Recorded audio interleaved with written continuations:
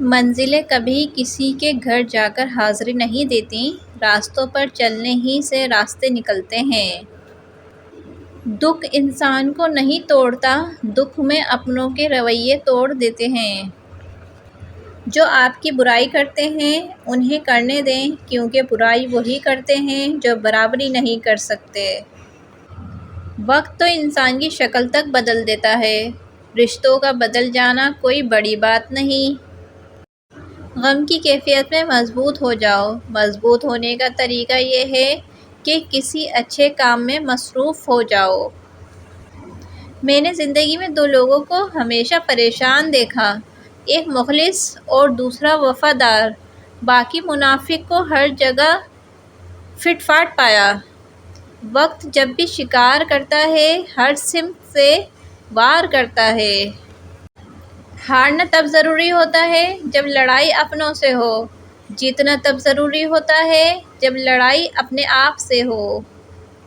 تقدیر کے لکھے پر کبھی شکوہ نہ کرنا۔ اے انسان، تو اتنا عقل مند نہیں کہ اللہ کے ارادے کو سمجھ سکے۔ دوسروں کی زندگی کو جہنم بنا کر سجدوں میں جنت ڈھونڈنا خود فریبی کے سوا کچھ بھی نہیں۔ اللہ تعالی ہم سب کو ایسی فریبوں سے محفوظ فرما، آمین۔ زندگی واحد پودا ہے جس کا بیج زمین کے اوپر اور پھل زمین کے نیچے ملتا ہے۔ جب آپ ننگے پاؤں ہوں اور خدا آپ کو جوتے سے نواز دے تو اپنی چال تبدیل نہ کریں۔ الفاظ پڑھنے کے لیے آنکھیں اور احساس پڑھنے کے لیے دل چاہیے۔ انسان وہ لڑائی کبھی نہیں جیت سکتا جس میں دشمن اس کے اپنے ہوں۔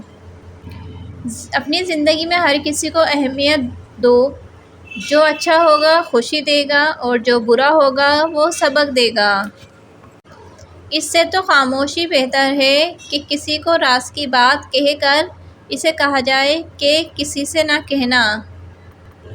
کامیاب لوگ اپنے فیصلوں سے دنیا بدل دیتے ہیں اور کمزور لوگ دنیا کے ڈر سے اپنے فیصلے بدل دیتے ہیں۔ ہمیشہ خوش رہا کریں کیونکہ یہ بہترین انتقام ہے ان لوگوں سے جو آپ کو اداس دیکھنا چاہتے ہیں۔ دوسروں کو سمجھانا مشکل ہو جائے تو خود کو سمجھا لینا بہتر ہوتا ہے۔ کسی کو ناراض کر کے اور کسی سے ناراض ہو کر نہیں سونا چاہیے۔